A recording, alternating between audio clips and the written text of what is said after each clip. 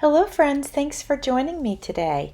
Today I wanted to share with you the technique that I used to disassemble a book. Now, books are not created equally.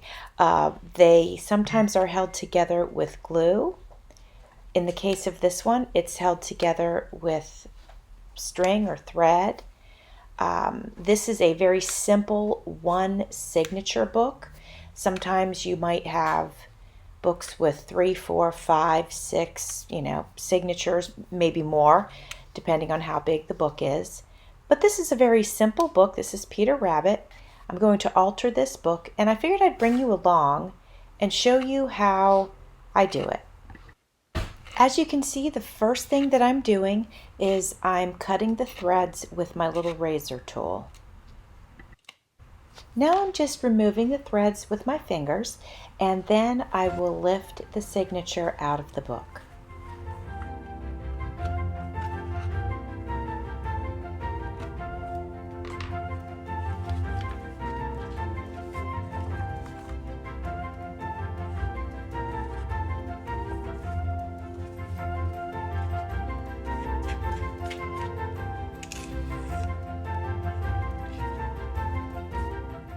Now I'm going to use my razor tool to open up the paper here at the spine, and then that will expose the spine, and there it is.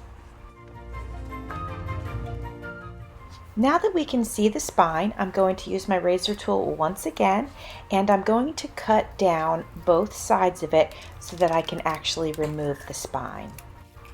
We have now deconstructed a book. Because I plan on reusing the front and back cover, I want to go ahead and clean it up. So there's a little bit of paper from the cover. It's kind of going beyond the hard part. So I'm just cleaning that up so that when I go to work with it, everything, all the edges are nice and crisp and clean.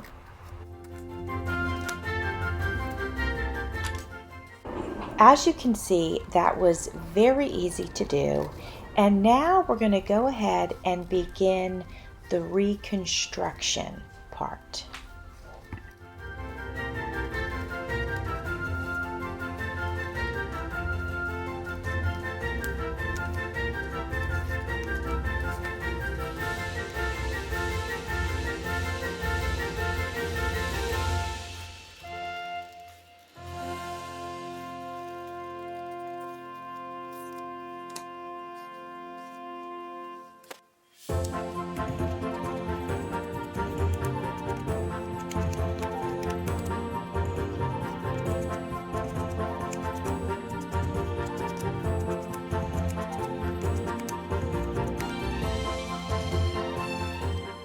What I'm doing now is I'm prepping the pages that I think I'm going to work with. And usually when I make a junk journal, I don't really like to plan. I like to work intuitively and spontaneously. So by prepping the pages, cutting things out, trimming them, inking them if I think they'll need it, even if I'm not going to use them, because sometimes I end up using them and sometimes I don't. But either way, it helps my brain to start working with them and planning. So I hope that makes sense to you. The heart and the circle that I just cut out and inked were created by G. Kerr, as is this page right here. I printed out some of her freebies last year and I never got to use them, and so I thought, since I'm working on a spring project, it would be nice to see if I could end up putting some of these in the journal. So when I went through my papers, I went through my stash to see what I had, to see what I wanted to work with that would match the Beatrix Potter book. And so I decided what I would do is stick with 3 colors when I was pulling the scrapbook papers out. So I wanted to stick with blue, green, and gold. So these are the ones that I pulled. And the reason that I stuck with those was because the book has a lot of those in it. There's a lot of gold, a lot of green, and a lot of blue. Not a whole lot else as far as colors go. Those are the main ones. Of course, variations of those colors, but they're pretty much the main ones. Now, other splashes of color will come in if I end up putting this in, or if I end up putting this in. This color palette goes with it better. This one's just okay with it. It's a little bit too bright, but I could work with it because it's a collage sheet, so I could work with it. So I'm prepping it just in case I choose to do that. These images here will be absolutely perfect. A couple of the sheets that I'm going to work with are 12 by 12s, and this book is not nearly that size. Here's a page from the book, and you can see that the 12 by 12 is much larger. So I'm folding this up and kind of deciding what I want to do with it. But the first thing I know I need to do is get rid of some of this excess paper.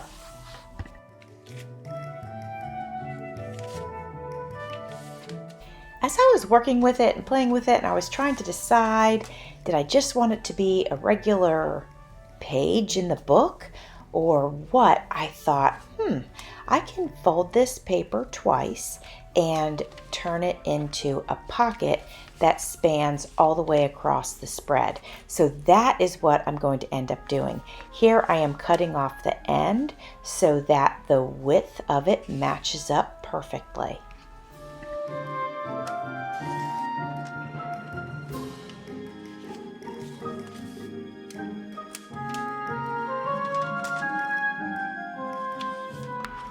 Now I'm going to fold it, and I end up folding it twice because I want that pocket edge to be nice and thick so that when tags go in and out of it, it's got some strength to it. And now I'm folding it in half so that I can find the center point.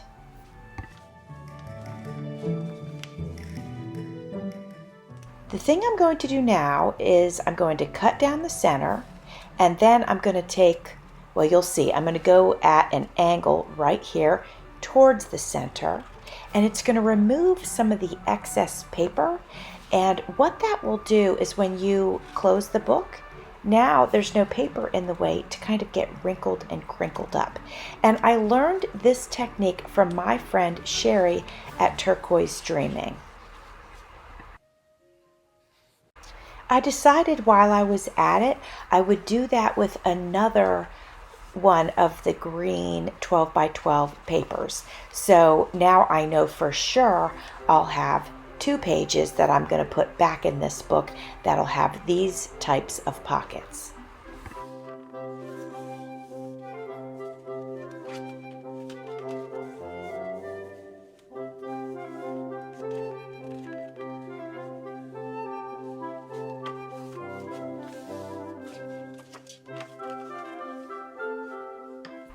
And here we go. We're going to cut down the middle and then cut a little bit from each side at an angle.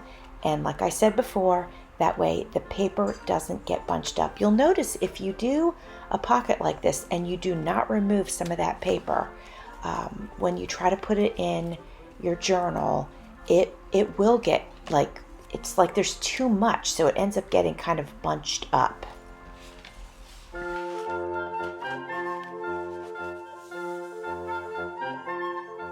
I'm going to go ahead and grab some glue. In this case, I am using some glue stick. I also would not hesitate to use my, my Aleene's Tacky Glue.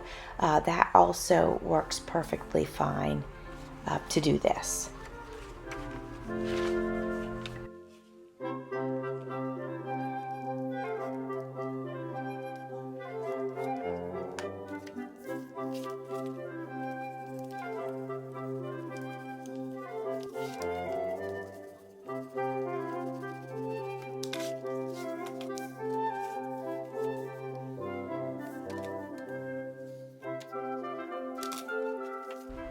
Now it's time to look at our one little signature here and decide what we're going to do. So I know I'm going to add pages. And so what I realized was if I wanted to keep this book in chronological order, and I'm going to take it from one signature to two signatures or three, and I end up doing three. In order to keep it in chronological order, I have to separate some of these pages. So if I separate some of the pages, then I don't have like a spread, because when the two pages are held together, you have a spread, like you're looking at one right there. So how am I going to do this? Because the page on the left of the screen might be page 3, but then the page on the right of the screen might be page 26 because of the way the signature's laid together. Well, I have to separate them. Well, then I've got these single pages. So I'm going to do what I did a little bit ago in one of my videos, was I end up using fabric to create new signatures. And we'll get into that in a little bit. The very first page of the book has a "This book belongs to" thing on it. And I definitely want that to be the first page of our new book. So I'm going to go ahead and adhere that to a piece of scrapbook paper.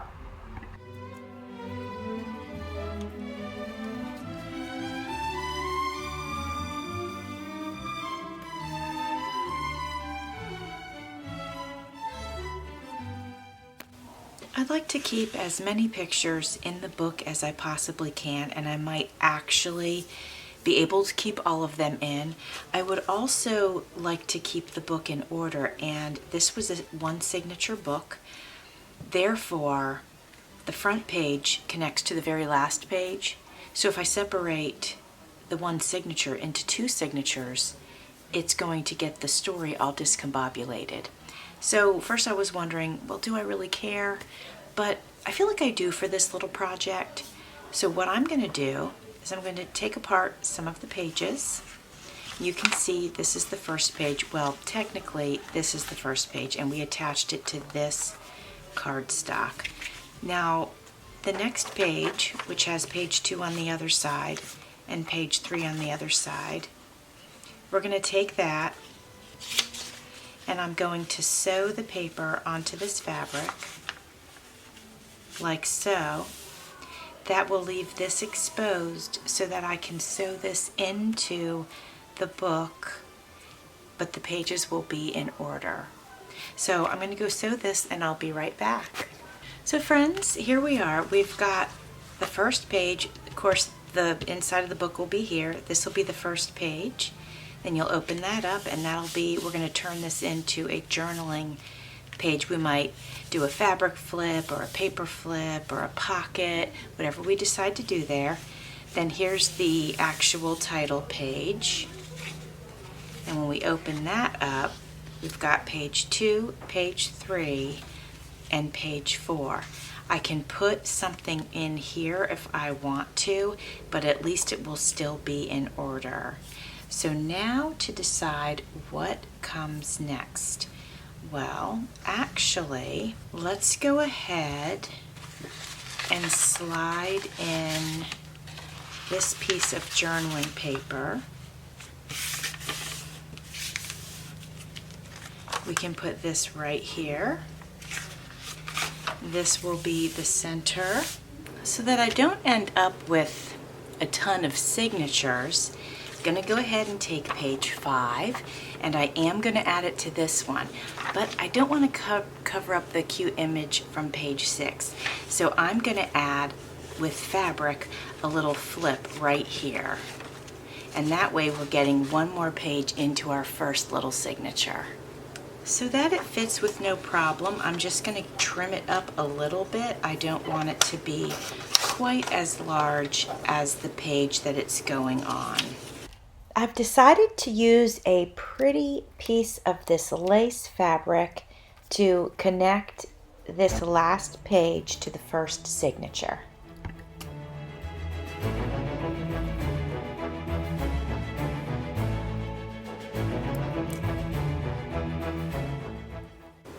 I'm not concerned with building pockets right now and all that good stuff. I'm really just concerned about restructuring the book.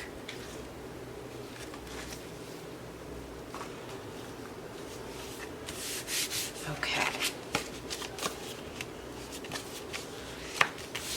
All right, so we're going to have to call this our first signature, and we need to put something here. And I think what we could do is trim this down a little bit, and then we will have this as a flip, and it can have pages 7 and 8. And then there can be writing space right here.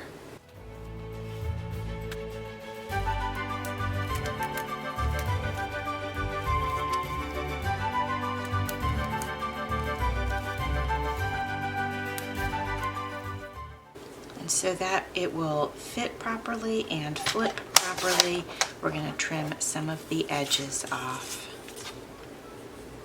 This has already been trimmed.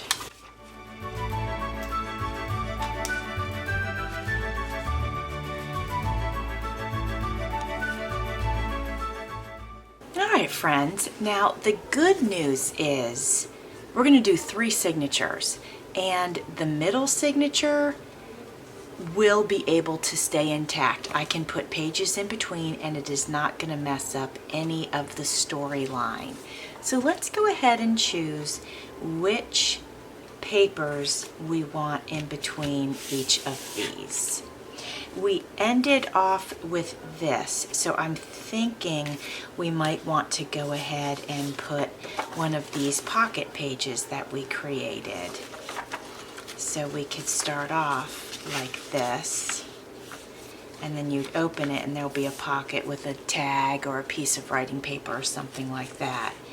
Then you'll turn the page, and then let's add in another one of these papers. How about the music paper that says the rainy days of spring? That can go in there.